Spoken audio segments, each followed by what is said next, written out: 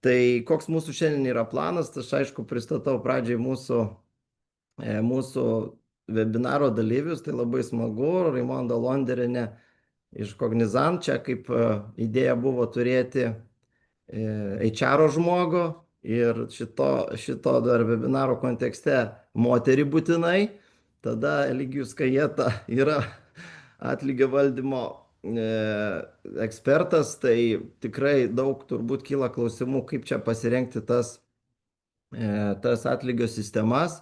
Tada mano kolega Vilius Mačiulaitis.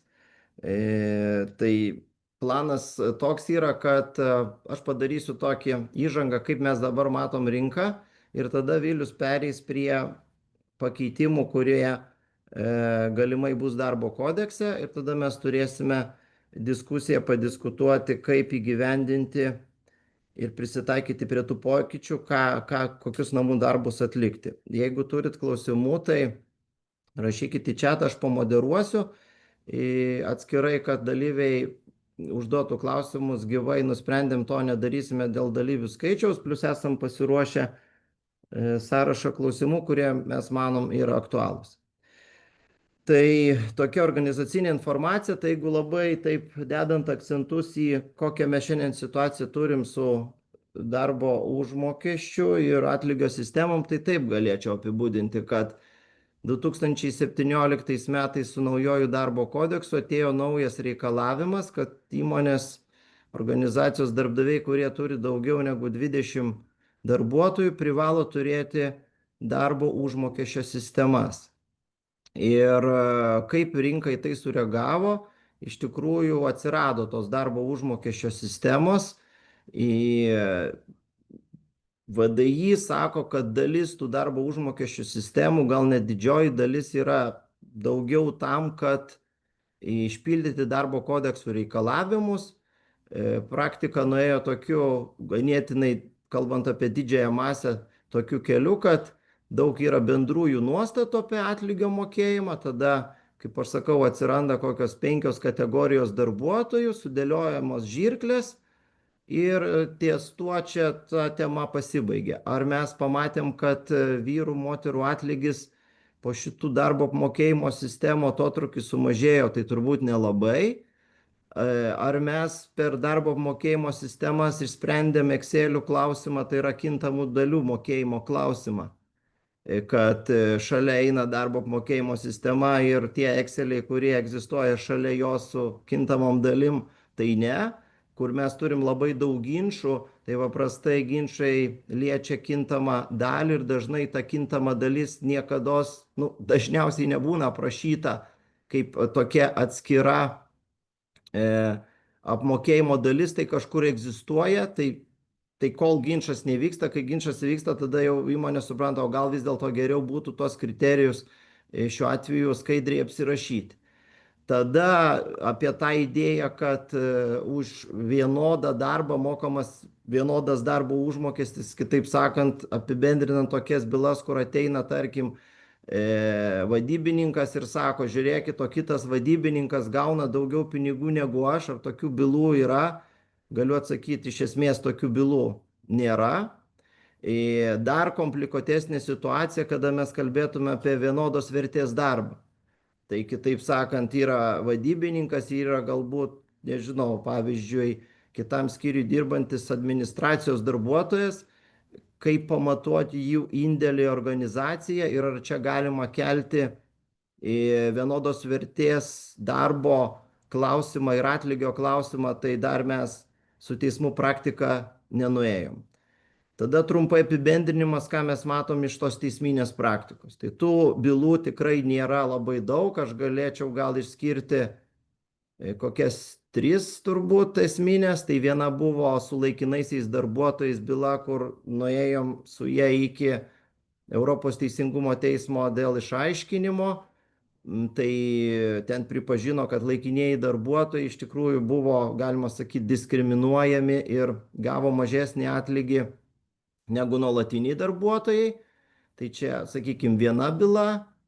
Tada turbūt svarbi byla apie tos kriterijus, viena iš nedaugelių bylų, kur kur mokytojai lyginosi su mokytojų padėjėjais ir kilo klausimas, ar turėtų būti jų algos skirtingos ar vienodos, nes mokytojų padėjėjai pavaduoja mokytojus. Ir tada dar tos bylos įdomumas buvo, kad buvo palyginta, kad viena kategorija, kalbant apie žirklės, gauna viršutinę ribą, o kita kategorija, kalbant apie jiem nustatytas žirklės, gauna apatinę ribą. Ir kilo klausimas, ar čia nėra kažkokios diskriminacijos dėl šitų žirklių. Ir iš to atėjo keli kriterijai, kuriuos mes galim sakyti, teismai pripažįsta mums labai suprantamai, kas gali būti kaip tie objektyvūs kriterijai, kalbant apie atlygio nustatymą. Tai tavo kvalifikacija, įgūdžiai, stažas, darbo sudėtingumas, atsakomybė, darbo sąlygos. Viskas. Ta mes iš principo turim teisminiai praktikoje, labiau tie dalykai yra neplėtojami.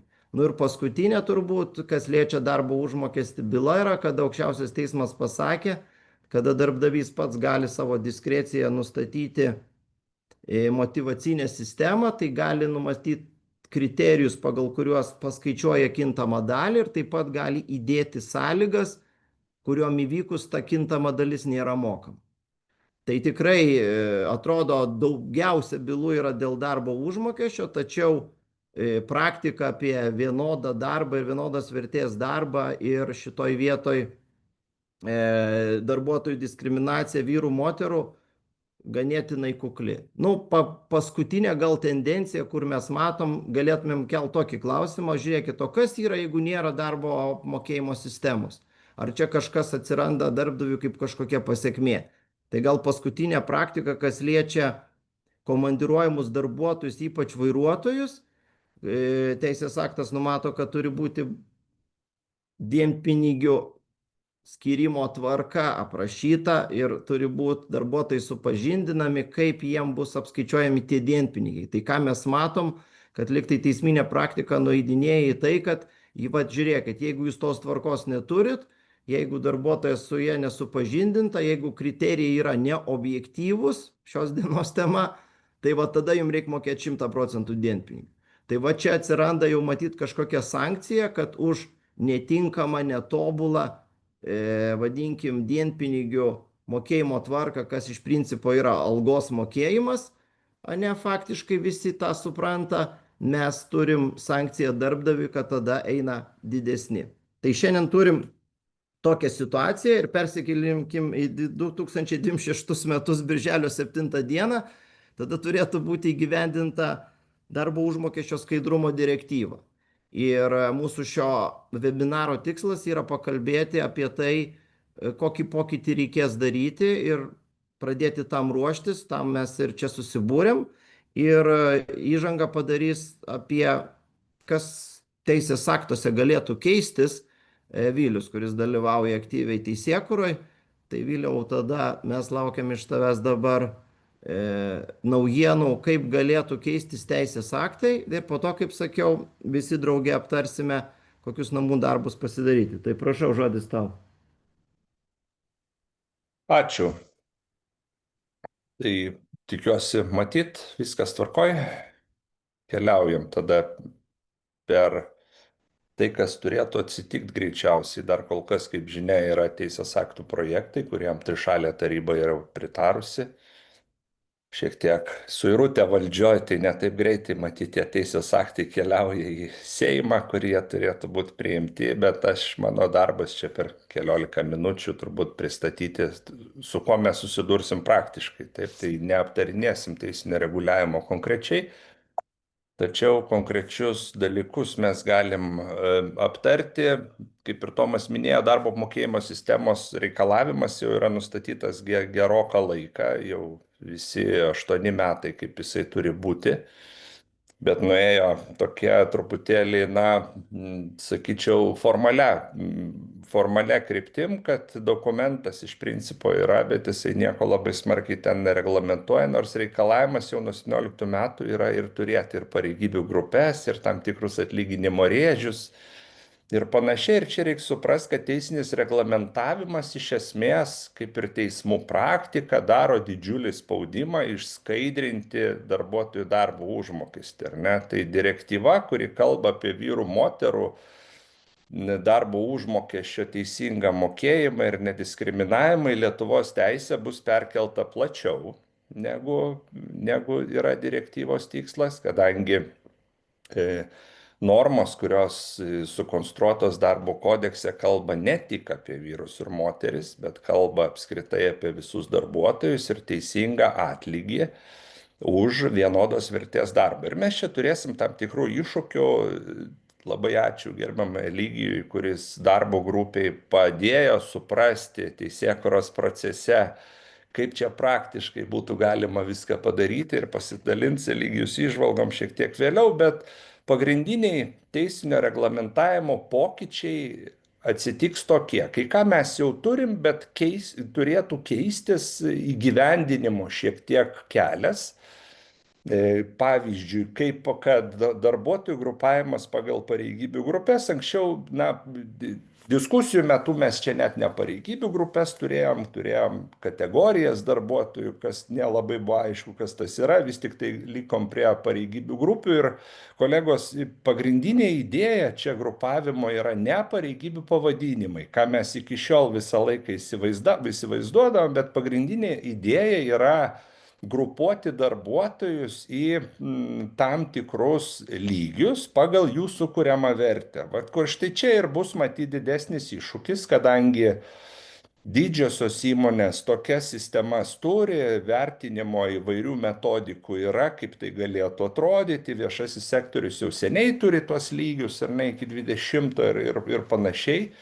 Tai čia turėtų maždaug turbūt atrodyti taip, kad organizacijoje yra lygiai nuo 1 iki 5, nežinau, nuo 7 iki 15 yra tokių organizacijų, kurios nenori mažų skaičių prilyginti tam tikroms darbuotojų kategorijoms, pradeda nuo 7, 8 grupės, kad gal gražiau atrodytų, gal yra tam tikro komforto čianai. Ir čia gali atsitikti taip, kad pagal sukūriamą vertę, pavyzdžiui, administratorius, finansininkas ir vadybininkas paklius į tą pačią pareigybių grupę pagal sukūriamą vertę. Tai kad taip įsivaizduoti, jeigu mes turime kokį nors, nes didysis iššūkis ir bus mažosiom įmonėm, ar ne, 95% įmonių Lietuvoje yra kiek, iki 500 darbuotojų, kažkas panašaus. Ir čia bus didysis iššūkis 20-30 darbuotojų įmonėms su tuos pareigybių grupės arba pareigybių lygius nusistatyti. Tai labai praktiškai, manykim, kad turim lentpjūvę, taip, kad jau taip visiškai paprastai.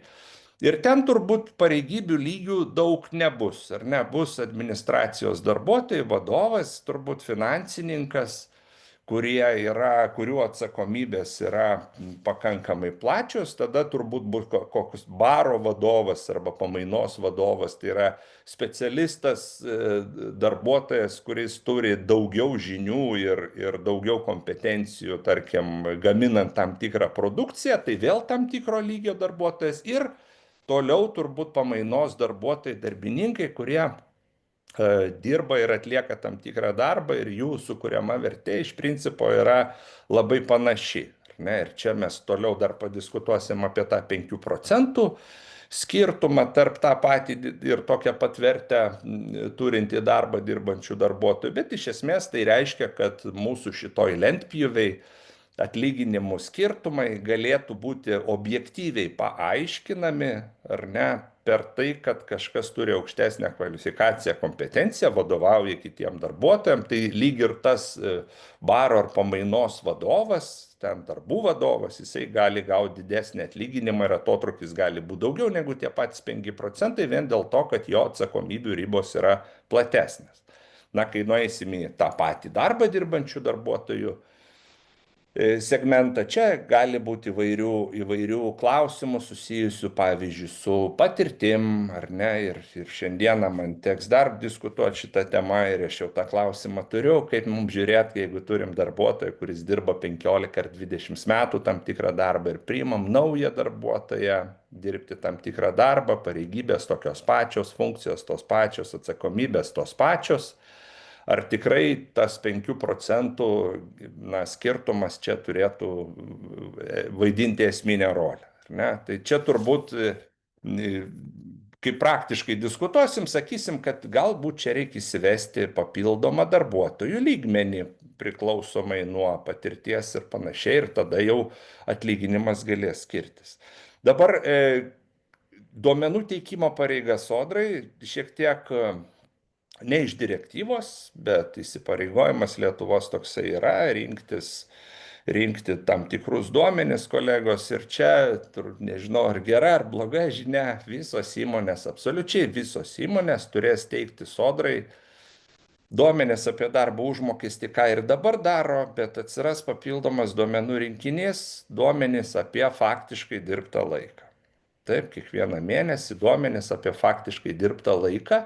Ir tų duomenų šeimininkas iš sodros, bent jau pagal tai, kaip yra projektuojama, turėtų būti pats darbdavys. Ne? Tai reiškia, pateikia duomenis, tada gali tuos duomenis pasimti iš valstybinio registro ir su paaiškinimais pateikti darbuotojui, kuris ar darbuotojų atstovam, kurie kelia klausimus arba dėl darbo užmokesčio, reiškia, atotrukio, arba apskritai vykdo tą nevalstybinę darbo santykių kontrolę ir prižiūri discipliną darbo užmokesčio direktyvos įgyvendinimo. Darbdavys turės informuoti darbuotojų atstovus ir institucijas, darbuotojų atstovus reguliariai apie darbo užmokesčio būklę įmonėje. Tai kol kas dar nėra tokio sprendimo ir sutarimo dėl reguliaraus informavimo, nes mes informavimo kontekste turim dviejų rūšių informavimą. Ar ne? Turim reguliarų informavimą, ką numato darbo kodekso 23 straipsnis.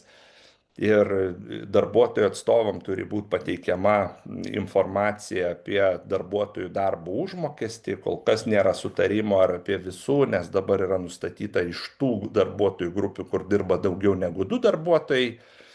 Galimai ateityje neliks šito ribojimo ir tai reiškia, kad apie visus darbuotojus, darbuotojų atstovam informacija turės būti pateikiama tam reguliariai kontrolė. Institucijoms jau yra teikiama nereguliariai informacija, bet pagal poreikį šiuo atveju. Dalis reguliaraus teikimo numatyta ir pagal užmokesčių direktyvą, didesnėm įmonėm ten kas 3 metus turės tie duomenys būti pateikti ir skelbiami viešai, ar ne? Kas atsiranda tokio naujo šiek tiek ir ko mes dar neturėjom, darbo užmokesčio sistemų vertinimas, nes dabar praktikoje mes turim tokią situaciją, kai darbo apmokėjimo sistema yra privaloma įmonėms, kuriuose dirba daugiau kaip 20 darbuotojų. Tos įmonės tas darbo apmokėjimo sistemas kaip ir turi.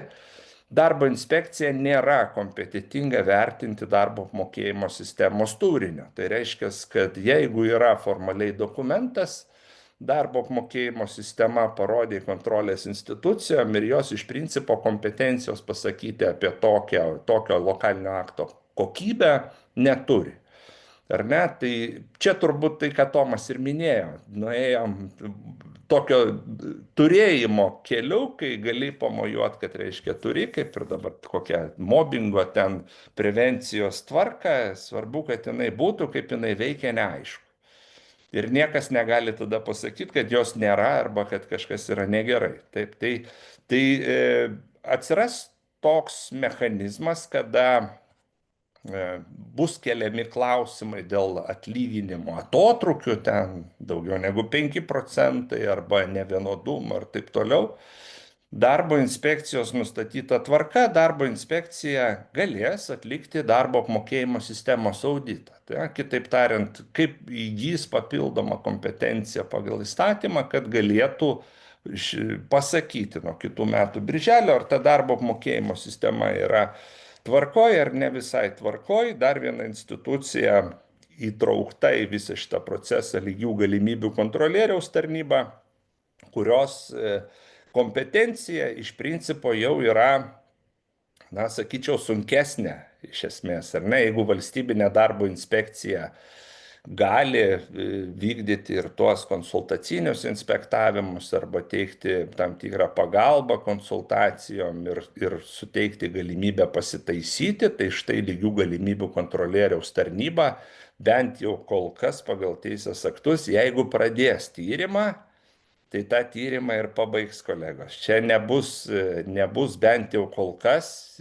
kiek man yra žinoma, čia nebus galimybės kažkaip tai gauti patarimų iš lygių galimybių kontrolieriaus tarnybos, kaip išspręsti situaciją. Tai darbdavys pagal kodeksą turės pareigą pasitaisyti, kada kreipsis institucijos, ar ne, per tam tikrą laikotarpį. Jeigu tos pareigos nevykdys, pareiga pasitaisyti vykdoma kartu su darbuotojų atstovais ir institucijų atstovais. Reiškia, didelis auditas su daug įtrauktų institucijų iš šalies, tai turbūt čia pagrindinė žinutė, kad užkliūti su darbo apmokėjimo sistema nelabai apsimokės, nes tada turėsim rimtų reikalų. Taip, tai štai kaip klostysis toliau praktika, darbo inspekcija, mano manimu, gali padėti kompanijoms susitvarkyti, jeigu ten yra kažkokių problemų. Jeigu jau mes nukeliausim į lygių galimybių pažeidimus, tai turbūt reikia būti nusiteikus, kad tyrimas pasibaigs tam tikrais sprendimais jau ir sukels teisinės pasiekmes, iš esmės, ar ne? Tai bent jau kol kas informacija tokia. Nediskriminavimo kontekste, vertinant ar darbuotojai vyrai ir darbuotojos moterys atlieka tą patį darbą, reikia vertinti ne tik, arba bus vertinama, arba galės būti vertinama ne tik tai, kad darbuotojai dirba pas tą patį darbą, panašų darbą arba tą patį darbą, ar ne? Tai reiškia, ar tas darbo užmokesčio sąlygos nustatantis šaltinis yra vienas, čia dar turėsim turbūt darbo teisininkai išaiškinti, kas šitas šaltinis ir taip toliau, bet iš esmės mintis kokia yra ir naujovė yra kokia. Kai mes dabar iš principo lyginam darbuotojų darbo užmokesčio kriterijus ir sąlygas toj pačioj kompanijoje, ar ne? Na ir ten vertinam, daug yra vertė darbo ir panašiai ir taip toliau.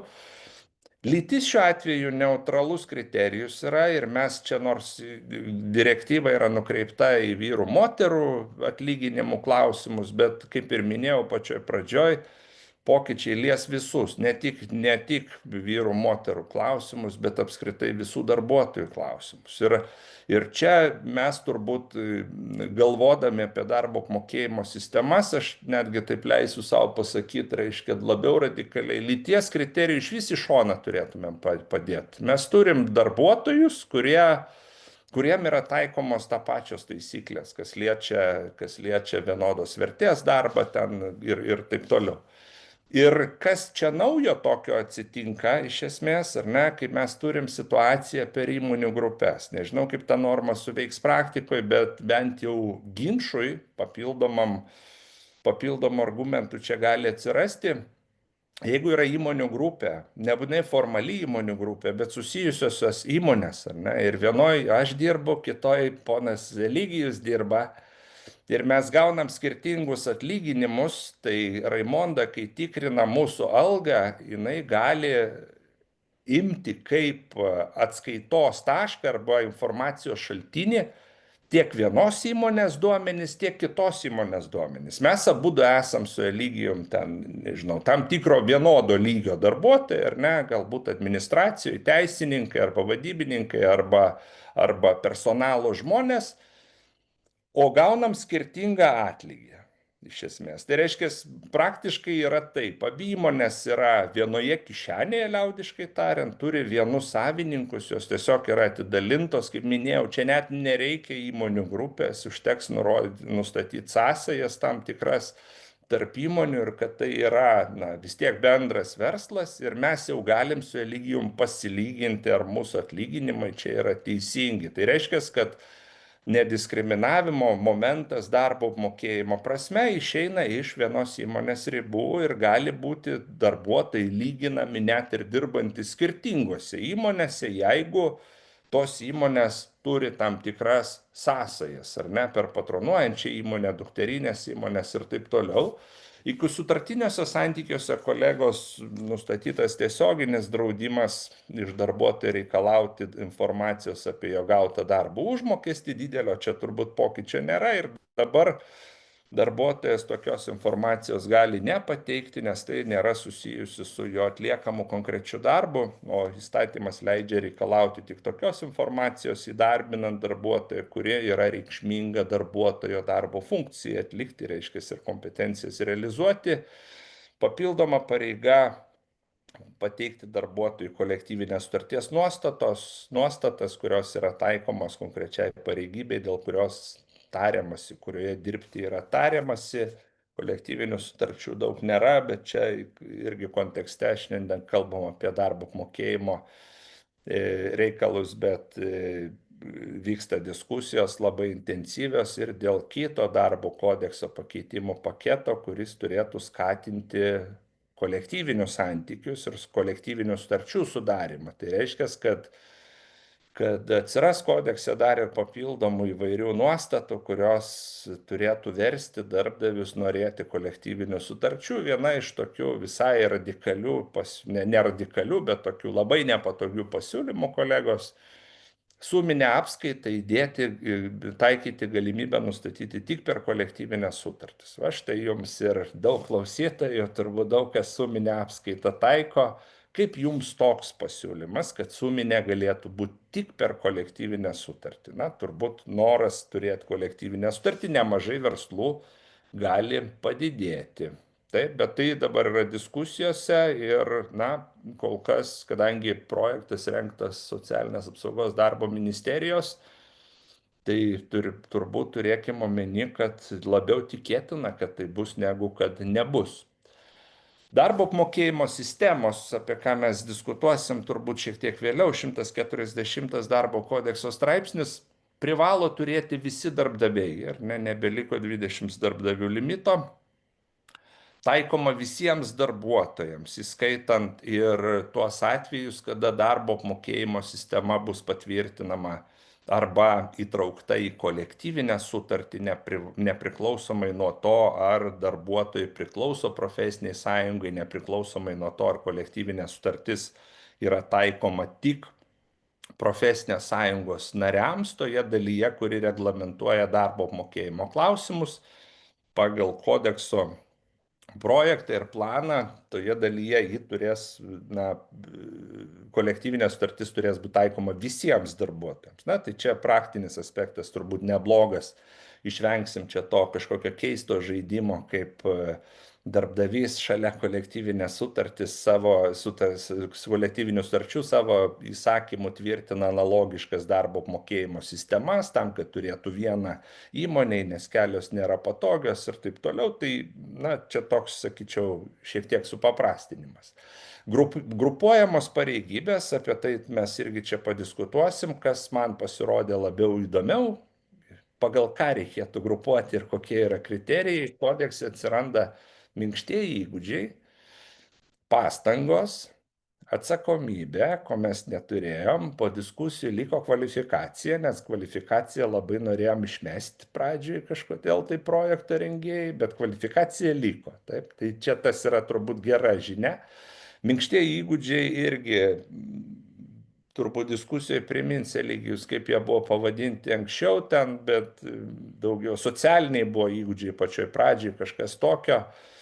Paskui bandėm versti įvairiai iš anglų kalbos ir vis tik tai soft skills nėra vien tik socialiniai įgūdžiai, yra kažkas šiek tiek daugiau, tai likom prie tokios savokos, kuri yra pakankamai, neteisinė ir matyti jos turinį čia išsiaiškinsim, bet turbūt visi suprantam, apie ką čia yra. Taip, tai dabar kodekse vis tik atsiranda kriterijai, minkštieji kriterijai bendrai paėmus, ar ne, pagal kuriuos įmonės ir iki dabar iš tikrųjų tos darbuotojus grupuoja. Visi čia mes labai geri, bet vienas patinka labiau.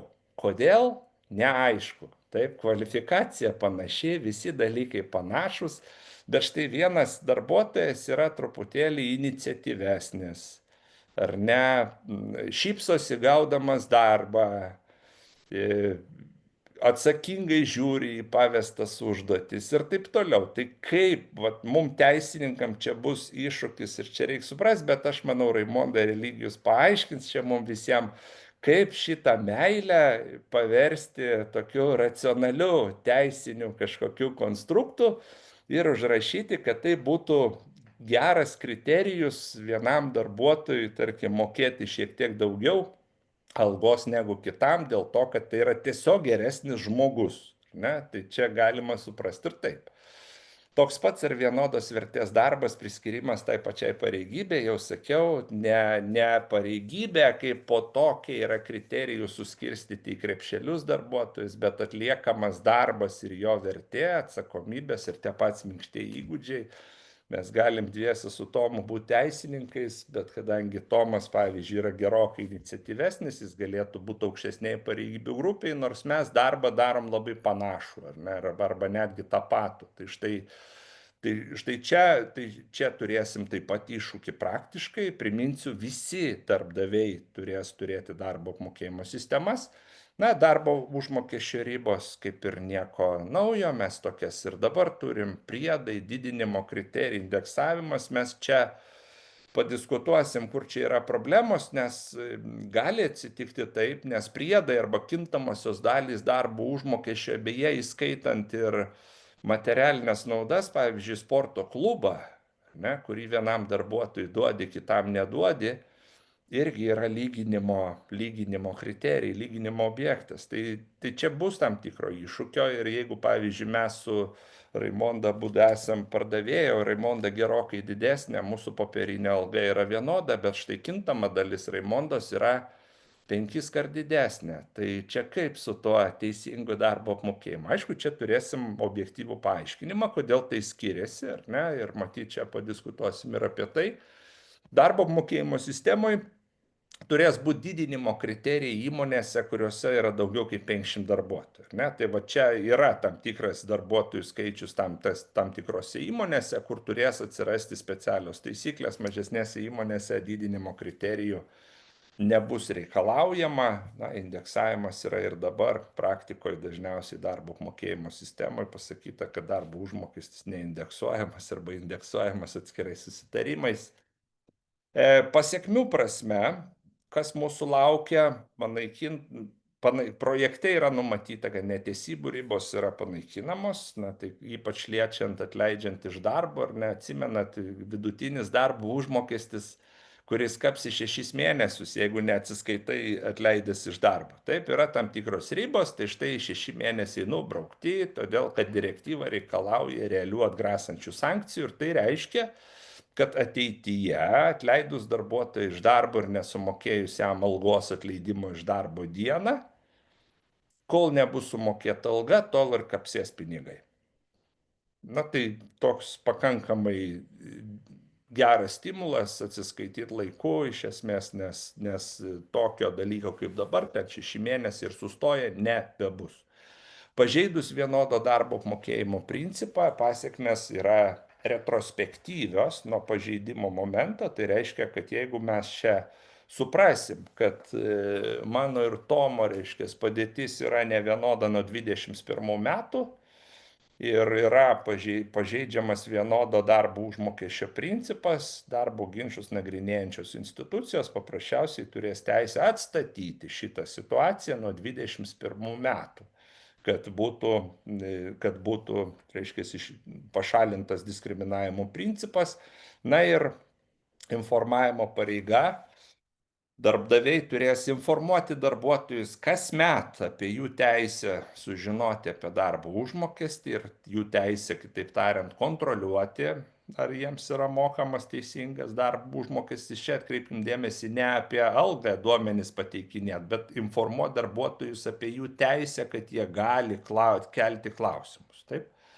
Įskaitomos bet kokios atlygio formos, tai reiškia, kad jeigu vienam nuperki abonementą, kitam ne, jau čia yra nelygybė ir galimas klausimas dėl diskriminacijos.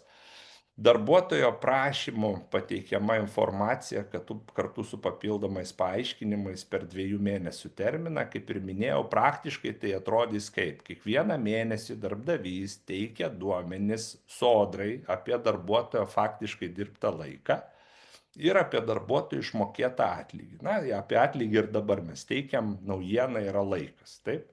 Tada, kai darbuotojas paprašys paaiškinti darbdavio, ar viskas čia su jo alga yra ok, aišku, darbuotojai tarpusavį pasikalbės, nes darbo kodekse įtvirtinta tiesioginė nuostata, kad darbuotojo darbo užmokestis nėra konfidenciali informacija ir iš darbo sutarčių turbūt šitą normą reikės braukti.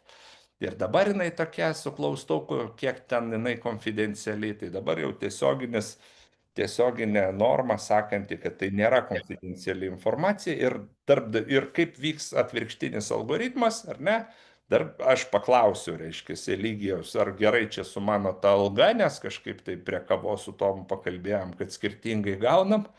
Ir tada per 2 mėnesius Eligijus pasiimdamas tuos pačius duomenis, kuriuos deklaravo sodrai, taip, iš sodros sistemos, tam, kad pliki, žinot, statistiniai duomenys čia nesujauktų mūsų protų, nes Tomas, pavyzdžiui, ten gal kintamos dalies dėl kažko gavęs projektų įgyvendinės ir taip toliau, kartu su papildomais paaiškinimais pateiks man informaciją per 2 mėnesių terminą, kodėl tie skirtumai yra atsiradę. Jeigu aš būsiu dar nepatenkintas, galėsiu eiti į darbo inspekciją, sakyti, kad čia negerai, 5 procentai neišlaikyti, dar kažkokie dalykai, tada darbo inspekcija pasidomės, ar su darbo apmokėjimo sistema viskas yra tvarkoj. Na ir aišku, informacijai taikomas bendras duomenų apsaugos reglamentas.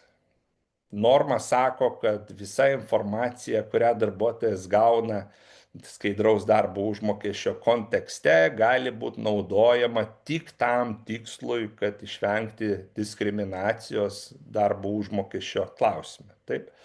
Na, tai norma graži, tikslas geras, įstatymai rašytas, nes to reikalauja pats badaras, bet turbūt puikiai suprantam, kad daugeliu atveju, turbūt bet kokį klausimą keliant, reikės sakyti, kad čia PGAP direktyvos kontekste nori išsiaiškinti dėl nediskriminavimo ir čia turbūt argumento apie tai, kad čia kažkokie asmens duomenys arba užsidengti draudimu pateikti informaciją, tarkim, nes tai asmens duomenys vargu ar pavyks. Jo labiau, kad jeigu tai yra kalba apie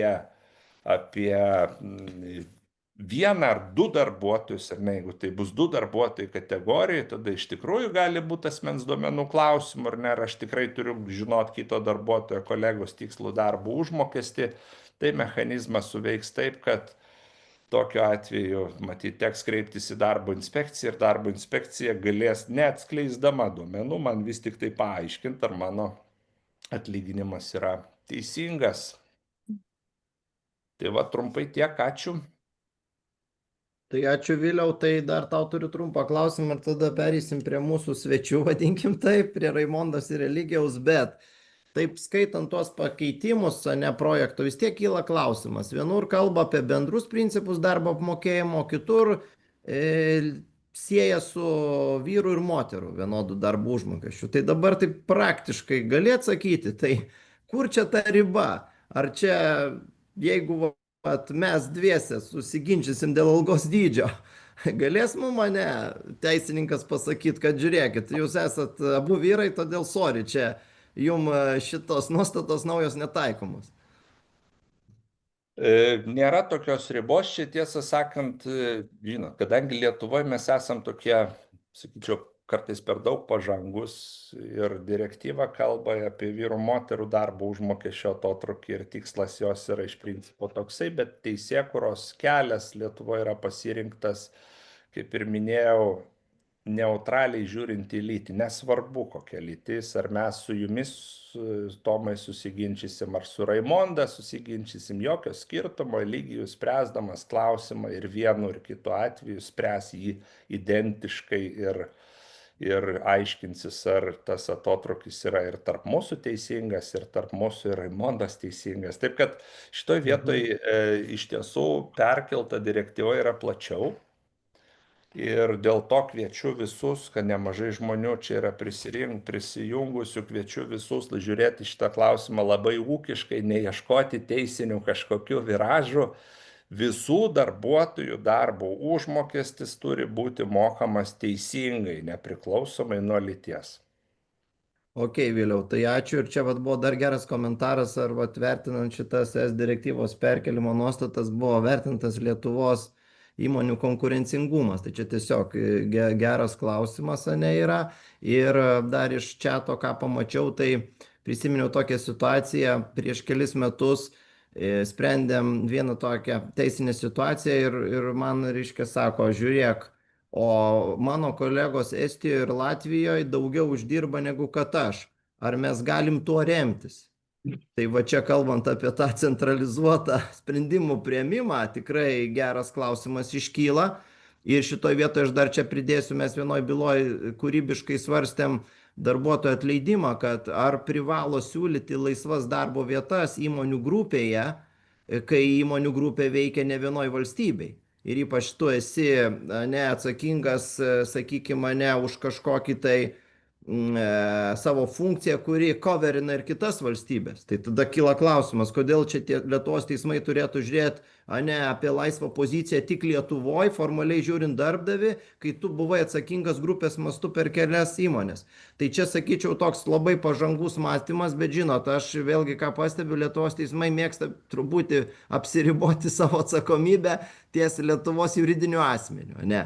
Arba bent jau įmonių grupė, kuri veikia Lietuvoje. Tai bus matyt, kaip ta praktika išplauks, ar mums pavyks pakabinti tą klausimą, bet man taip atrodytų, va čia ir Raimondai bus klausimas, grinai diskriminacinis, jeigu aš įsivaizduokit, ateinu ir sakau, žiūrėkit, mano kolegos Estijoje uždirba daugiau negu mes, o mes čia geriau varom dabar, tai kame reikalas? Ir va tokia, ne, žinutė pasiunčia bendrai kolektyvui ir grupės mastu. Tai manau, kad čia va tie minkštieji dalykai. Tai Raimonda, pereinu prie jūsų ir va klausimas toks gal kyla. Vat kiek iš tikrųjų vat iš praktikos ateina tie klausimai iš žmonių, vat apie ką mes čia kalbam. Nu, tarkim, vyrai, moteris, ta vienodos vertės darbas, atlygio, net tie skaidrumo klausimai, apmokėjimo sistemos. Vat kaip jūs matot, va čia yra tas poreikis tam reguliavimui, žmonės, darbuotojai, vadinkim, daugiau to domisi, jiem čia reikia pagalbos. Vat kaip čia ta situacija atrodo praktikoje? Ar čia va tie pakeitimai, kuriuos kalbam, tikrai duos efektą kažkokį? Mes, matyt, tokie jau esam pagrūdinti šiek tiek. Aš va taip klausau ir Viliaus, ir tų palyginimų su Europą ir panašiai. Tikrai Lietuva eina tuo griežtesniu keliu. Kadangi šiai dienai dirbu dideliai korporacijai, kuri apima daugybę šalių, daugybę valstybių ir kalbant apie šitą atlygio direktyvą, jau nebekalbam vien tik apie Lietuvą, kalbam apie visą Europą. Ir aš matau palyginimą, kaip atrodom šiai dienai Lietuva, lyginant su mano kolegomis kitose europinėse šalyse. Ir mes kaip personalo atstovai turbūt jau šaltą dušą gavom, kada reikėjo galvoti apie darbo užmokesčio sistemas ir diegti ir galvoti apie rėžius ir panašiai. Ir nors dabar girdžiu, kad turbūt kai kurios įmonės nuėjo tuo paprastumo keliu, bet galiu pasidalinti savo patirtį prieš tuos, kiek čia dabar turbūt 7 ar daugiau metų, kada atsidarėm patys tuo metu Debridže patį darbo užmokesčio visą situaciją ir statistiką. Ir tikrai žinau, kad visą laiką stengiamės eiti tuo principu, kad viskas turi būti ir lygiavertiškai atlyginta už lygiavertišką darbą. Ir tikrai niekur nebuvo klausimų, kaip čia dabar tų moterų nepamiršti ar panašiai. Ir mes tiesiog pasidarėm statistiką ir žiūrim, kad iš maždaug 30 grupių, maždaug 11 yra daugiau negu 5% atlygio netitikimas, kas mums buvo lengvas šokas, nes visada atrodė, kad viskas eina tvarkingai ir gražiai. Ir va tuo metu mes priėmėm tą sprendimą, reikia, ir tarp kitko, nebūtinai moterim buvo mokama mažiau, buvo grupių, kur moterim buvo mokama daugiau. Tai vadinasi, to tokio netitikimo, kol tu skaičių nepasikeli, gali nežinoti. Ir tuo metu mes pasidarėm labai rimtą auditą, susitvarkėm planą, kokiu būdu susitvarkom, kaip pakeliam ir taip toliau. Ir po šito keletą metų iš eilės mes vis gaudom lygiavertiško atlygio apdovanojimą kaip organizacija. Tai aš turbūt gal šičia tokiu ir realybę noriu parodyti, kad nepažiūrėjus nežinosi, ar ne? Kita vertus, kai kur tos akys gali būti labai didelės ir kai kur žmonės jau dabar turbūt laukia to momento, kada tik galės klausti, įsitikinę, kad vaje, kaip ten yra blogai. Tai greičiausiai čia labai daug yra ant stalo padėta, bet taip grįžtant Tomai prie klausimo pačio, ar vyrai ir moterys atlyginami teisingai ar ne, aš manau, situacijų tikrai yra labai daug įvairių ir kai kurios yra labai, kaip čia, sistemiškai netyčia sudėliotos. Vat jeigu moteris išeina motinystės atostogų 2 metam, o sistemiškai organizacijai kas metai yra atlyginimo pakėlimas, ir jeigu ta moteris yra pamiršta, tai jinai tikrai natūraliai grįžus turės mažesnį atlyginimą negu jos kolegės ar vyrai, kurie tuos 2 metus turėjo tą pakėlimą įtvirtintą sistemose. Tai aš manau, kad tikrai tų situacijų spektrą mes turėsim nuo iki, bet visiškai tikiu, kad yra priežastis, dėl ko priemonės buvo pasirinktos tokios griežtesnės šiai dienai. Tai Raimonda, dar vienas klausimas yra apie tą konfidencialumą. Dabar mes sakom, kad alga yra konfidenciali ir aš negaliu, pavyzdžiui, nepasipasakoti, koks yra mano algos dydis. Ką mes dabar su tais pakeitimais liktai čia gausim, kad jeigu aš ateisiu ir jums pasakysiu savo algos dydį su tikslu, kad užtikrinti vienodą atlygį, tai mes galim kalbėtis.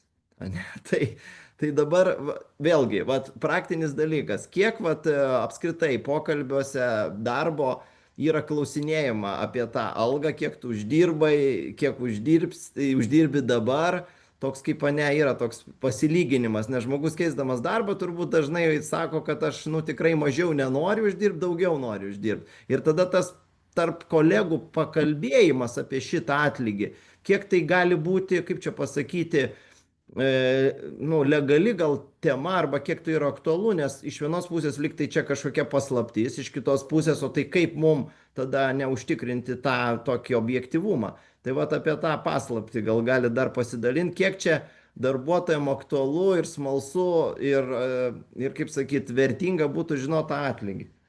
Čia bus reikalų.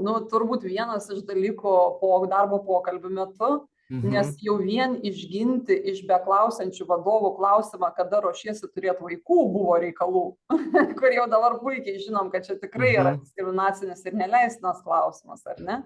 Tai pavyzdžiui, klausti apie atlyginimą, tai kaip ir draudžiama nebuvo, tik nelabai skatinama buvo, ar ne?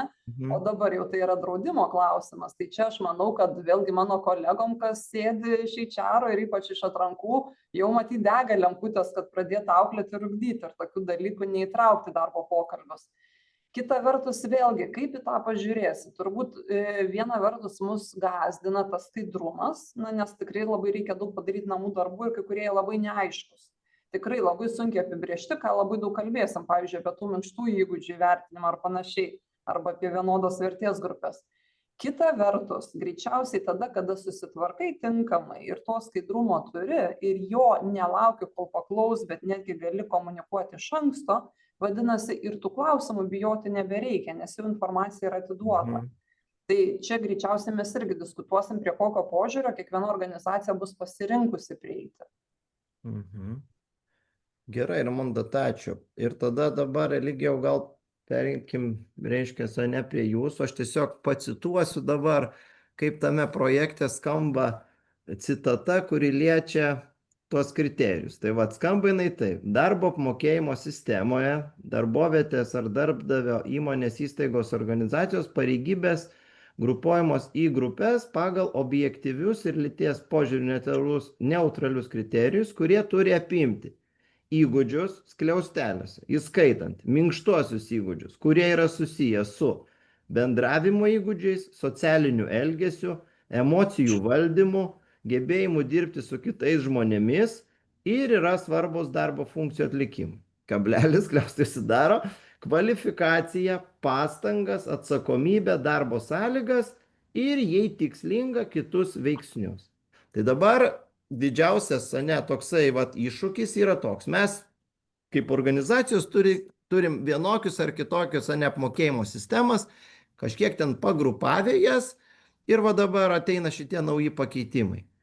Tai kaip čia dabar valdyti šitą atlygio sistemą? Ką čia mums reikia daryti? Kaip čia dabar mes, kaip čia susigaudyti dabar įsivaizduokit, sėdi vadovas, sėdi personalo žmogus, teisininkas, nu ir sako, va kurkim dabar apmokėjimo sistemą, kuri atitinka naujus reikalavimus. Nu ir vertinkim dabar. Tai va gal kažkokių čia praktinių įžvalgų. Jo, tai uždavinys toksai naujas, ar ne, nes pareigybės turėjo būti sugrupuotos į kategorijas, bet ką tos kategorijos turėjo atspindėti, buvo galbūt laisvė rinktis. Dabar tos laisvės nebepalikta. Pareigybės turi būti sugrupuotos į grupės, kurios atspindi tokį patį arba tokios pačios vertės darbą. Tai tikslas labai aiškus. Įmonėje turi būti tos vienodos vertės ar to pačio darbo pareigybės. Ir dar į ką noriu atkreipti dėmesį prieš nueidamas į kriterijus, kad tam laiko mes neturim daug, nes kai įsigalios įstatymai, nuo kito mėnesio reikės sodrai raportuoti, koks darbuotojas, kuriai grupė yra priskirtas. Tai va noriu atkreipti dėmesį, kad darbdaviai neturės laisvės laukti kažkokios ataskaitos ir vėliau pažiūrėti, kaip čia pergrupuoti, ar ne, kaip gražiau duomenys atrodys. Ta stres testą tokį pasidaryti reikėtų jau iki tol, nes valstybės institucijos turės istoriją, kaip jūs tas pareigybės grupavo tarpusavį. Tai va, gal taip ir norėčiau pakviesti užduoti klausimą įmonėms žiūrėti, kad jums reikia turėti pareigybių grupės, kurios atspindi tokį patį arba vienodos vertės darbą. Iš pradžių tokį savo uždavinį kelti. Galbūt neskubant sukati galvos, o kas tie kriterijai.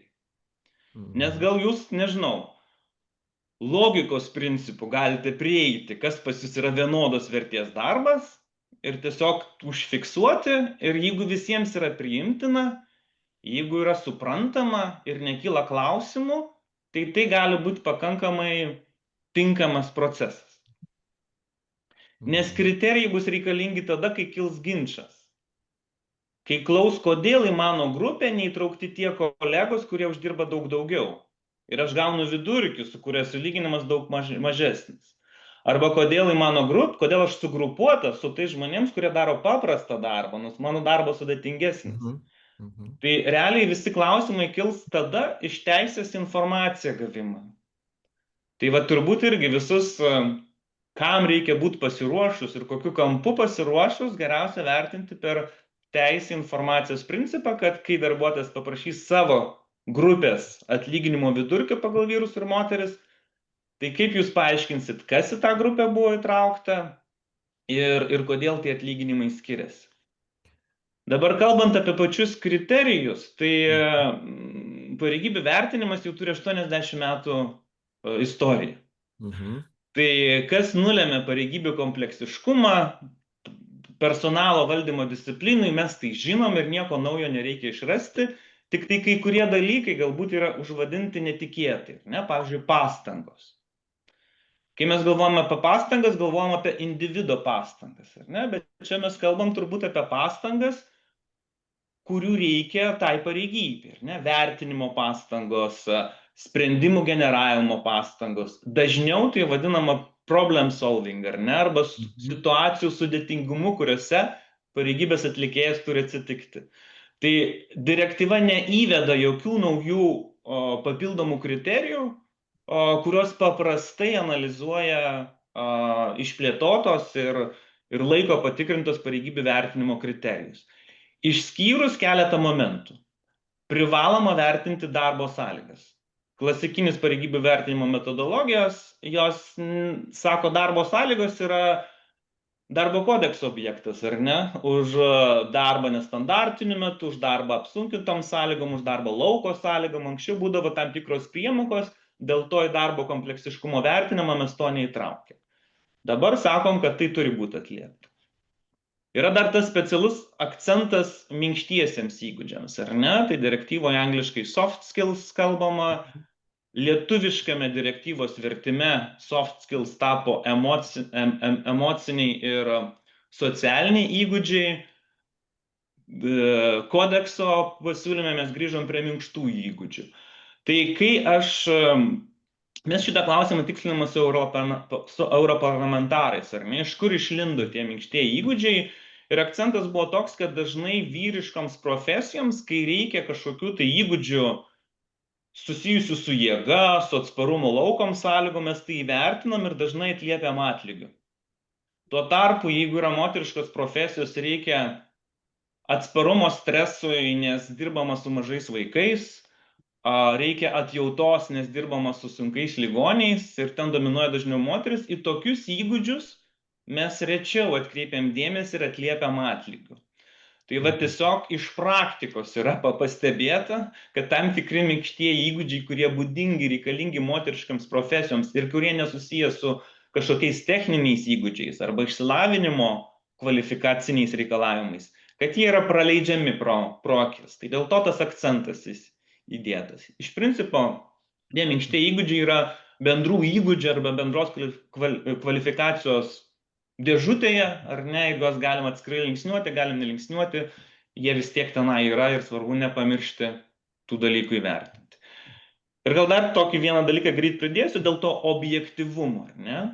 Patys kriterijai negali būti neobjektyvus, ar ne? Jeigu yra kriterijus, jeigu mes turim skalę, nu, jie yra objektyvus. Neobjektyvus gali būti jų taikymas.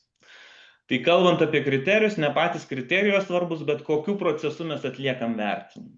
Tai tas procesas yra labai svarbus. Nebeužtenka turbūt vieno eksperto arba vieno personalo vadovo, kuris sugrupuoja. Labai siūlau pakviesti, pergalvoti savo procesą, kas dalyvauja tame procese, kuomet bus daromas sprendimas, kurios grupės grupuojamos į vieną pareigybių grupę, kurios į kitą pareigybių.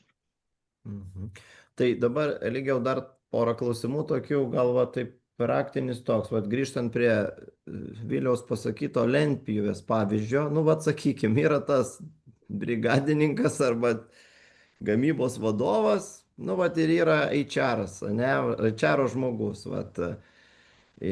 Tai dabar, kaip čia man dabar suprasti, kokios vertės darbo vienas ar kitas kūrė? Vienas sakys, aš taip dabar buitiškai bandau suprasti, tai žiūrėkit, aš vadovauju gamybai, čia labai svarbu, ant gamybos stovi visa įmonė ten, sakykime, ne? Čia mano tikrai sukuriama vertė yra didžiulė, nes jeigu čia mes nepagaminsim, kokybiškai neparduosim, niekas, čia šitoj, reiškias, įmonėje apskritai negalės dirbti. Dabar atsistokim į HR pusę, sakys, palaukit, tai tam, kad užtikrinti motyvaciją darbuotojų, tą vidinį teisingumo jausmą, kad išvengti prastovų kažkokių, darbuotojų nesąžiningumo, visokių tokių dalykų, rinkoje sukurti darbdavio įvaizdį, nes labai sunku prisitraukti darbuotojus. Čia mano rolė labai, reiškia, nesvarbi. Ir tada dar pardavėjas koks nors ateina, sako, žiūrėkit, hebra, čia labai fainai, bet jeigu mes nesugebėtumėm parduoti, tai nelabai reiktų čia to, reiškia, nei HR, nei tos gamybos. Kaip pavyzdys, sakau, ir tada rinkodaristai sakys, žiūrėkit, o mes sukūrėm Magic čia kažkokią, rinkodarą ir dabar man kur čia sudėliot, kaip dabar, praktinis sprendimas. Nedidelė įmonė, ne visi gali ateiti turbūt, leisti pinigus, dažniau sakys, parodyk man, ką pasidarė, aš nusikopijuosiu, yra toks, būdas. Nelabai suprantant, ką tu kopijuoji, bet jeigu tie pasidarė, tai, ką žinau, gal ir nutiks. Tai kaip tas praktinis algoritmas čia veiks? Tai aš manau, pirmoji vietoje reikia tiesiog siekti konsensuso pačioje įmonėje, kaip mes traktuojam pareigybės, kaip suvokiam, nes toks ginčas iš esmės, jisai neužprogramuotas nei laimėjimą, nei įrodymą. Nes tik tai jeigu įmonė naudoja standartizuotą metodologiją, kuri turi algoritmą, kuri išeinam į galutinę vertę, mes galim kvestionuoti, kaip į kokį lygį išėjo. Direktyva neįpareigoja naudoti metodologijų, kur turi objektyvus, kaip sakyt, galutinę išdavą, taškų skaičių arba greidą. Direktyva sako, jeigu darbdavys pradėtų galbūt argumentuoti, kad personalo vadovui reikia tokių įgūdžių, o tau nereikia tokių įgūdžių, tada galima kelti klausimą, kaip sakyt, ar mes čia teisingai interpretuojam. Tau reikia, kaip sakyti, tokio žinojimo, tau nereikia. Kokio žinojimo vėl turbūt nėra objektas pareigybių vertinimo. Žinojimo plotis ir gylis yra objektas. Dabar susitarti, kieno žinojimas yra platesnis arba žinios platesnės ar personalo vadovo, ar gamybos vadovo, yra ganėtinai sudėtingi. Tai sakyčiau, kad nėra tokio, kaip sakyt, labai lengvo kelio, nei padaryti išvadą, kad neteisingai, kaip sakyt, sugrupuotas, nei neteisingai. Tai Raimonda, klausimas jums, kaip vat jūs spręsit tokią praktinę situaciją, jeigu jums paskambintų ir sakytų, va, Raimonda, nu pakonsultuokit mane, vat turiu tokį dabar iššūkį, vat nauji DK pakeitimai, kaip čia dabar daryt, kad neprisidaryt nesąmonį? Man atrodo, tie klausimai ir sprendimo būdai labai priklausys, kokio organizacijoje esi, labiau ne nuo to, kaip čia filosofiškai, bet nuo to, ką tu turi viduj kompetenciją ir ko neturi. Man asmeniškai turbūt aš esu tokioj labai super situacijoje, nes esu dideliai korporacijoje, kuri turi apskritai atskirą kompenbenų teamą, kuris jau dirba su šita direktyva jau tam tikrą laiką. Ir ne tik su šita, nes čia yra gerokai plačiau dalykų. Dirba visa organizacija, visa korporacija su pareigybių architektūra. Jie visą peržiūri, tai reiškia, įsivaizduoju, 340 000 organizacijoje, tu turi peržiūrėti visas pareigybės, pagalvojant, kaip jos viena su kita gali atrodyti, va tam palyginime, ką ir kalbam, ar ne? Tai aš turiu didžiulę paramą vidinę, tiek pareigybių architektūros skyrius, tiek atlygio skyrius, tiek greičiausiai samdoma ne viena išorinė organizacija, kad galėtų sustyguoti per šalis ir taip toliau. Tai aš galiu pasakyti, kad tokių organizacijų mes tikrai neturim visų, ar ne? Tada klausimas yra kitas, leidžiamės truputį žemiau, ar ne? Jeigu yra viduje tam tikri departamentai, kurie turi vidinę kompetenciją, gal vienoje šalyje ar panašiai, mes irgi dar kaip pat HR vadovai turbūt geroj situacijai, nes galim patys duoti, atleisti kolegas į seminarus, išmokti labiau ir jau viduje galvoti, kaip tą metodologiją tam tikrą taikyti. Turbūt sunkiausia dalis yra tom organizacijom, kurios neturi vidinės kompetencijos, nelabai net ir turi žmonių, nebūtinai ir tos apskritai kompetencijos, aš taip labai grubiai pasakysiu, įsikirsti tiek naujovių, ar ne? Tai aš manyčiau, šičia kolegom yra labai rimtas klausimas eiti kalbėti su vadovais ir tam tikrą kompetenciją samdyti.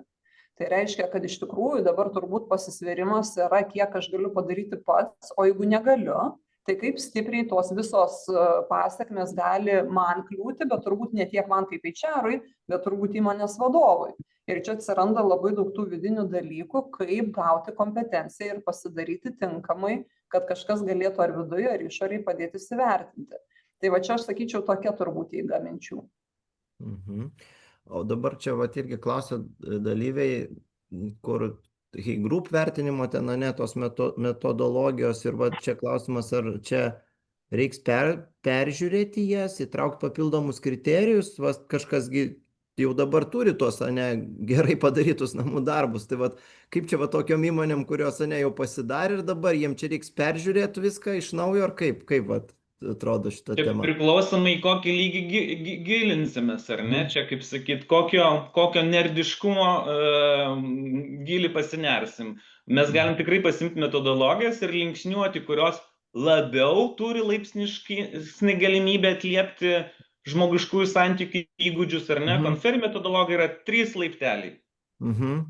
Bet visgi ne visada reikalinga daryti įtaką, bet galbūt emocinis intelekto taikymas ir gali būti daugiau laipsniškumo, negu darau įtaką, nedarau įtaką.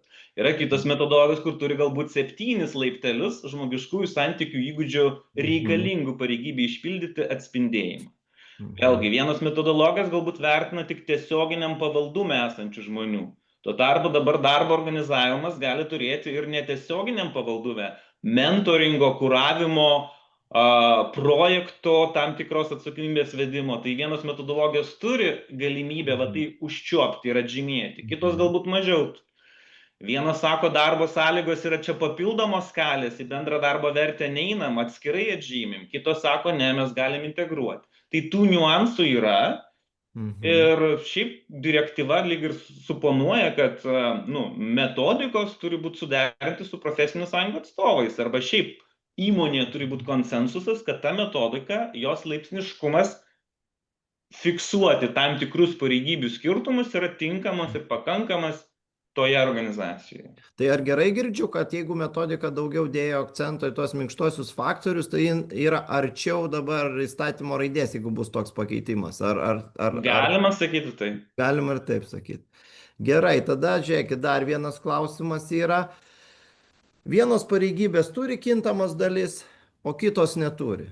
Ir dabar, vat, pasakykit, pažeidžiama mano teisė, kai aš esu tas pats, kaip pavyzdys, HR žmogus ir neturiu kintamos dalies, o pardavėjai ar vat, gamybininkai turi kintamą, reiškia, dalį. Aš ateinu ir sakau, jūs mane diskriminuojat, nes mano indėlis yra didelis ir man nesudaromos sąlygos užsidirbti kintamos dalies. Vat kaip čia tas santykis su vienoda verte ir, sakykime, nesažiningumu nustatant motyvacinę sistemą be kintamos dalies tam tikrom pareigybėm, kitom nustatant kintamą dalį. Kaip atrodo va, dabar šitos direktyvos kontekste šitas klausimas? Tai atsakymą į šitą klausimą reikėjo turėti ir neteinant direktyvai, ar ne? Atlygio galimybė turi būti palyginama tarp pareigybių arba pagrindžiama. Tai jeigu ir įskaitant ir elementų eligibility, ar ne? Ne tik tai ar bazinis atlyginimas vienodas, bet ar teisė į kintamą dalį egzistuoja. Tai tokią pareigą įmonės arba gerai valdančios atlygijos, jos turėjo suprasti ir suvokė iki šiol.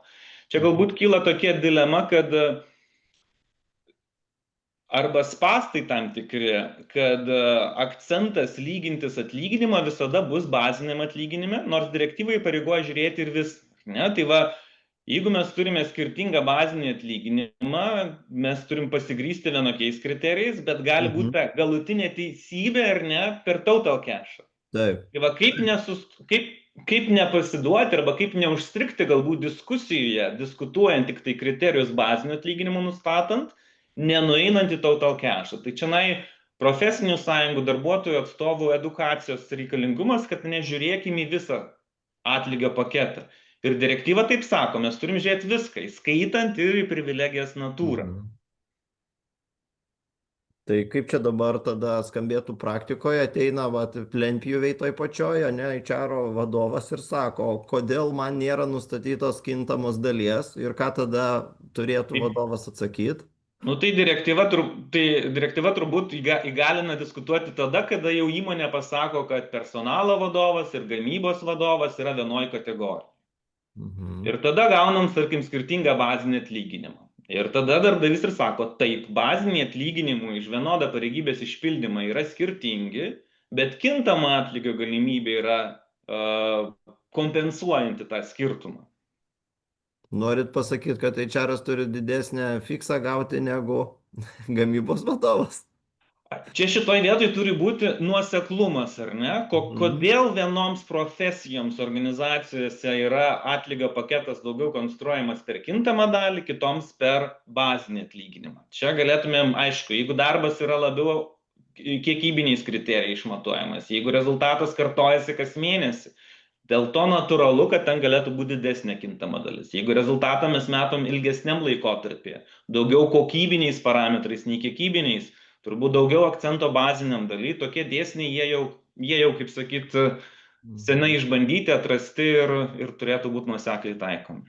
Gerai, dar tada klausimas gal visiems būtų apie tos 5 procentus. Žinot, tie 5 procentai čia visiems užsifiksavę yra, kad liktai jeigu taip buitiškai vėlgi neatskambėtų, jeigu 5 procentai tie svyravimai yra iki 5 procentų, nu tai gal čia problemos ir nėra, ne? Bet jeigu atsiranda didesni negu 5 procentai, tai va čia jau reiks pateikti argumentus. Ir va tada kaip, iš kur čia, vienas klausimas buvo, iš kur čia tie 5 procentai apskritai atsiradę? Ir kas bus tada, jeigu yra tasai skirtumas, ne, tarp tos pačios grupės, vadinkim, pareigybių, skirtumas 5 procentai total cash, kaip jūs sakote, ne, nes kaip ir galima, ne, turėti tą didesnį skirtumą, tik reikia jį pagrysti. Tai gal galėtumėt atsakyti ar pakomentuoti tą 5 procentų taisyklę. Tai gal aš taip drąsiai pasakysiu, pamirškite apie tos 5 procentus. Nei jie apsaugos, nei jie leidžiami. 5 procentai tai yra tam tikras kriterijus, kada įsijungia detalaus vertinimo procesas. Mhm.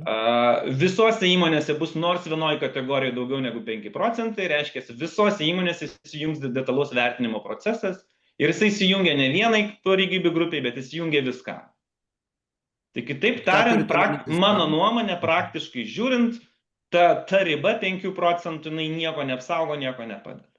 Nes taip pat direktyva ir perkeltai teisės aktus sakoma, kad darbuotojas turi teisę gauti paaiškinimą dėl bet kokio skirtumo nuo savo kolego atlyginimo vidurkio. Tai jeigu Nesvarbu, ar yra atlyginimų 5. skirtumas iki 5 procentų, tai darbdavys neapsaugotas, kad jis neturi pasiaiškinti. Tai kitaip sakant, čia patarimas yra toks, pamirškit 5 procentus, skirtumas algos yra, turit aiškintis. Taip. Ir nebijokit turėti skirtumų, jeigu jūs turite nuoseklius kriterijus, kodėl tas skirtumas egzistuoja.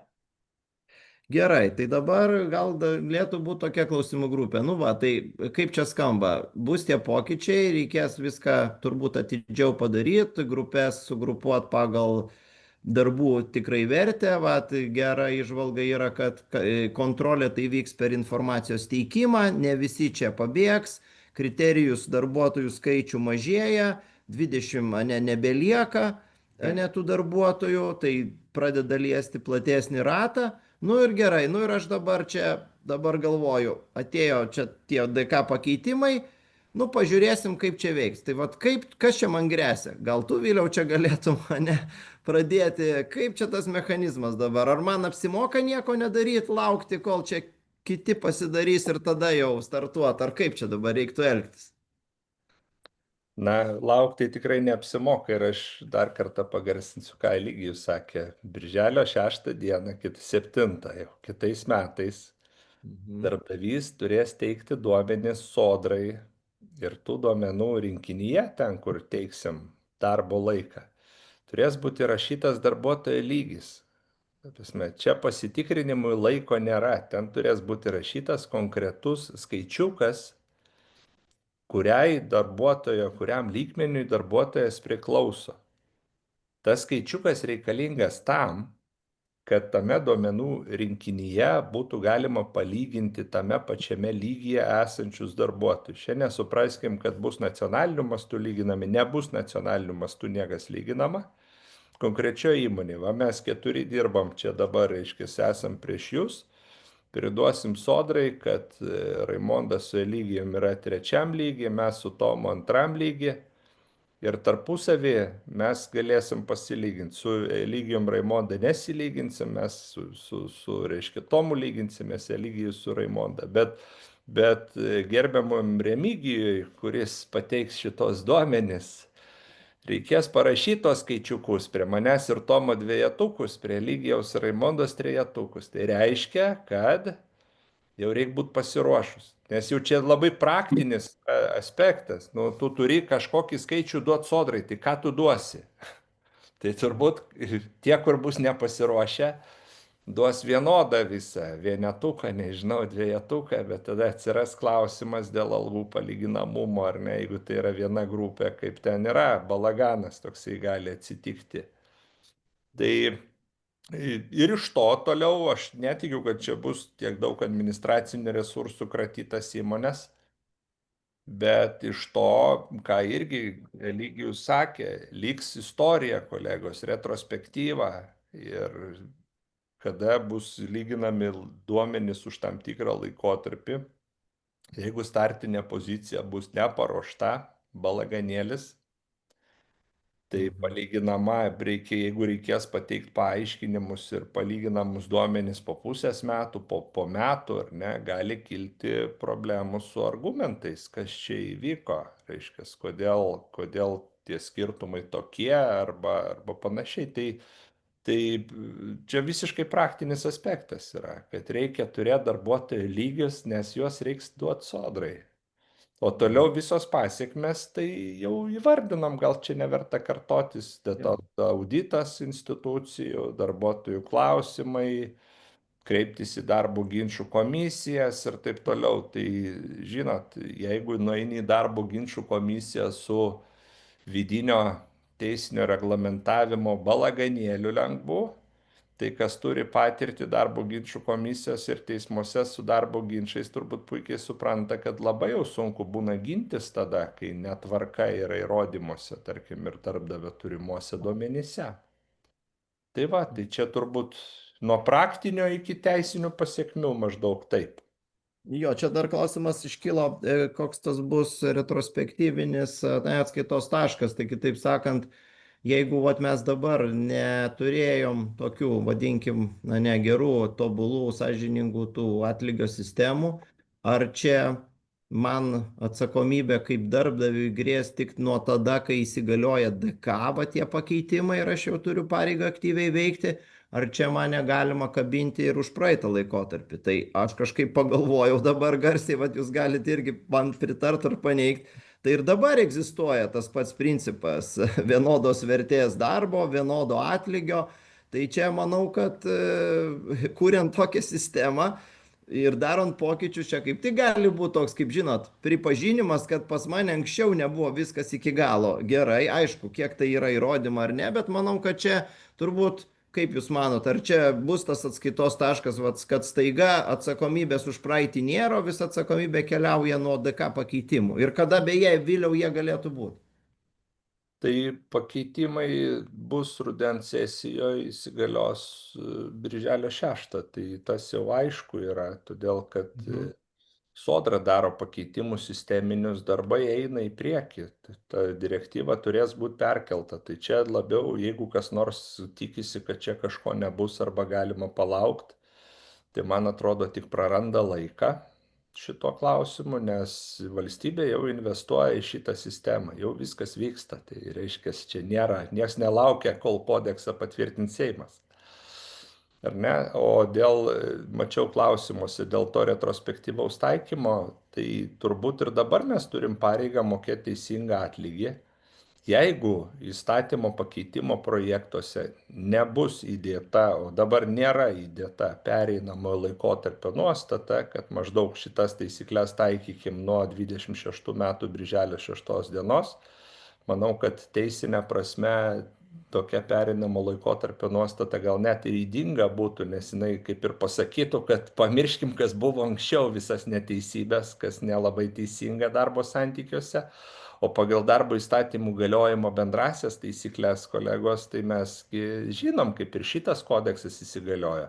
Viskas, kas buvo anksčiau, viskas, reiškia, galioja ir tęsiasi ir tam reikalui taikomos naujos taisyklės. Tai čia ir atsitiks taip greičiausiai, kad jeigu kažkas yra kažkur neteisingai padaręs arba kažkur labai neteisingai yra, atsiras naujos taisyklės, kurios bus taikomos retrospektyviai. Aš nemanau, kad bus užbrauktas brūkšnys ir suteikta indulgencija neatsakyti už praeityje padarytus kažkokius tai netitikimus. O sakykit, gal nežinau, lygiai jūs daugiausia gal į išorę dirbat, jau pradėjo įmonės kreiptis yra kažkoks sujudimas, ar dar laukia visi, kol baigsis atostogų metas, įsigalios DK ir tada, kaip atrodo rinka? Turbūt kažko laukia va to užtikrintumo, kad kai bus perkelta, nors ten labai daug inovuoti, kažko neperkelti nėra erdvės. Mes jau 3 metus žinom direktyvos tekstą ir 85% žinojimas, ką ruoštis, jau egzistavo nuo 23 metų, ar ne, direktyva priimta. Tai pakankamai ilgas tas laikas. Tai sakyčiau, vangus, kaip sakyti, labiausiai ruošiasi konsultantai. Aiškinasi, kaip taikyti, kaip komunikuoti. Aš visus metus dalyvauju tam tikram tinkle Europoje ir tas tam tikras ta nuostaba, ar ne, kad rinka iš ankstinio pasirinkimo nedaro, yra didelė. Iš kitos pusės yra, aišku, įmonių, kurios darė žingsnius ir iki šiol. Ir darė analizės vyrų moterų skirtumo ir keitė savo tvarkas. Žinau organizacijų, kurios nelaukia, kada iš tėvystės atostogų grįž darbuotojai, net būnant tėvystės atostogose ar motinystės atostogose peržiūro atlygį. Tai jau yra tikrai gerų praktikų sukurta ir nesant direktyvai. Okay. Tada žiūrėkit, dar irgi vienas klausimas, sako, gerai, grupės pasidarėm, bet darbuotojas ateina, nu, vat ir sako, žiūrėkit, paaiškinkit man, kodėl aš uždirbu mažiau negu kolega. Ir va čia dar tas toks kriterijus vienas, va miestas, pas mus irgi čia ta ne yra miestų problema, ne regionuose uždirba daugiau negu didmiesčiuose, arba atvirkščiai, ne didmiesčiuose uždirba daugiau negu regionuose, ne. Tai vat dėl šito regiono kriterijaus legalumo ir bendrai, vat, sakykime, grupės tos pačios, pareigybės gal net irgi, sakykime, tos pačios ir dabar vat reikia paaiškinti. Tai vat kaip vat atsakytumė tokį klausimą tam žmogui, į ką čia reikia remtis? Šiek tiek jau kalbėjom apie tai, bet čia dabar, nu, iš kitos pusės šiek tiek klausimas konkretesnis, ne? Tai dėl regionų man yra eilė klientų jau dalinasi, kad yra gavę institucijų išaiškinimą, kad atlygos diferencijavimas pagal darbo vietą yra nelegalus. Tai šitoj vietoj mes turim Lietuvoje aiškų atsakymą. Yra turbūt šalių, kur yra ir minimalus atlyginimas skiriasi pagal žemės, pagal regionus. Tai čia mes turim nacionalinę specifiką. Šalis mūsų yra pakankamai maža, kad turėti tą tokį, kaip sakyt, pagrindimą.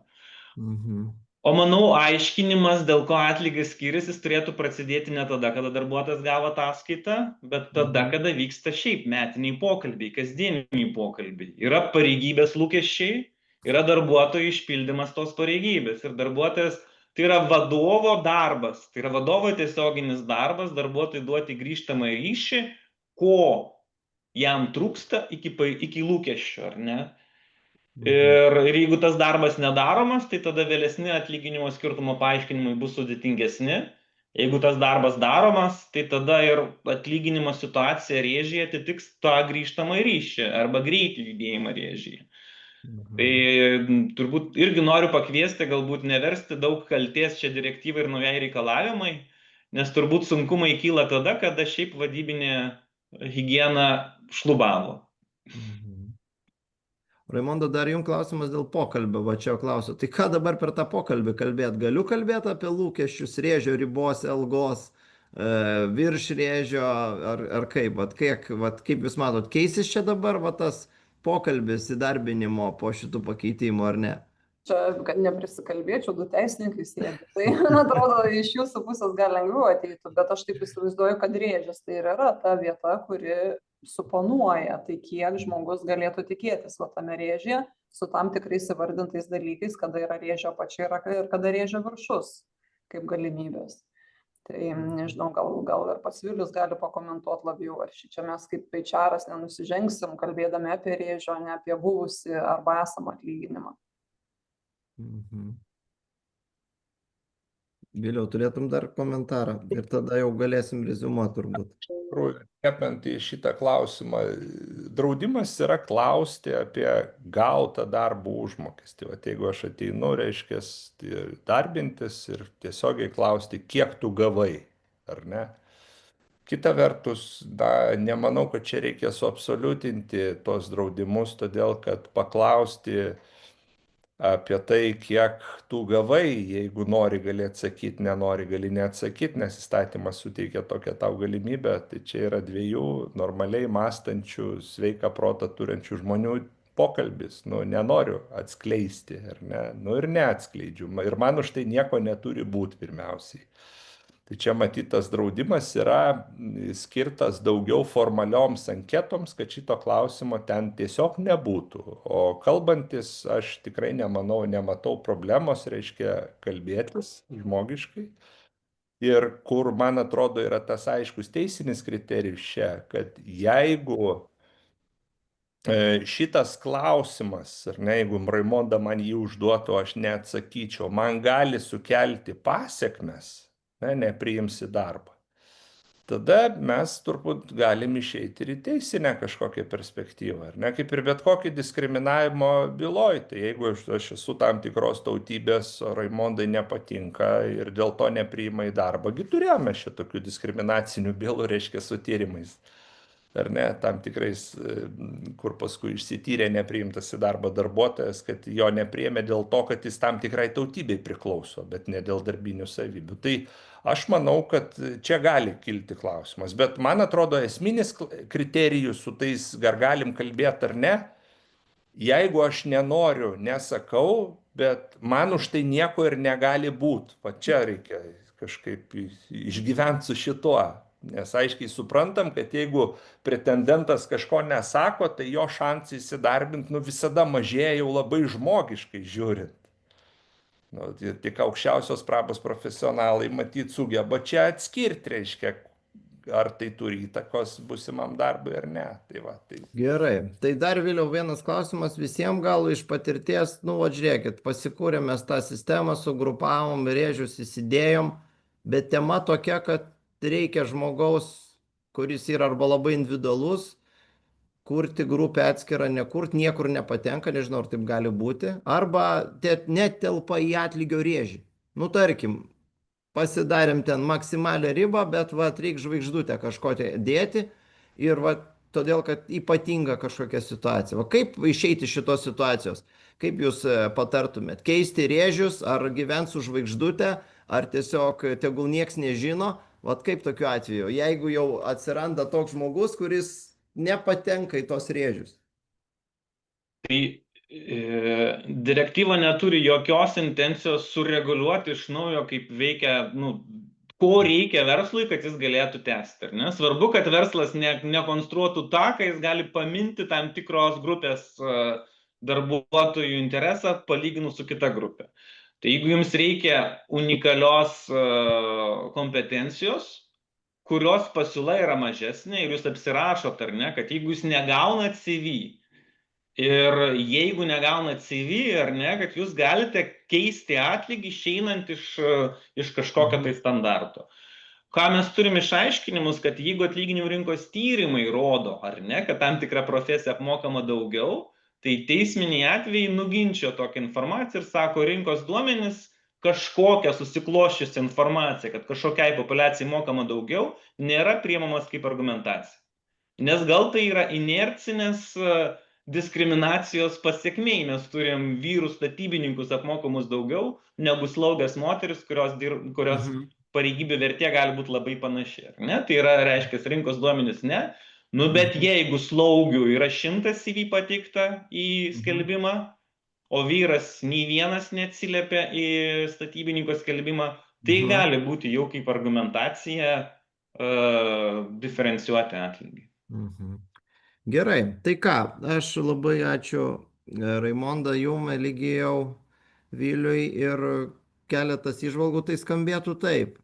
Nekreipkite dėmesio į vyrus ir moteris, visi turi vienodai uždirbti. Nekreipkite dėmesio į 5%, visur turi bendrą sistemą.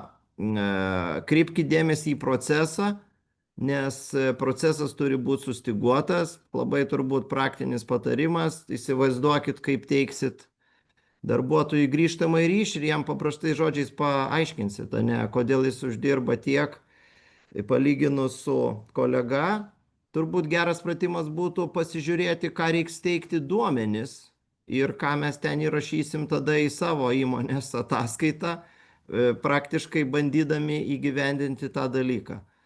Ir turbūt geriau pradėti anksčiau negu vėliau, o kita vertus tai yra, kas rizikuoja ir visaip gyvenime būna. Tai ačiū dar kartą visiems.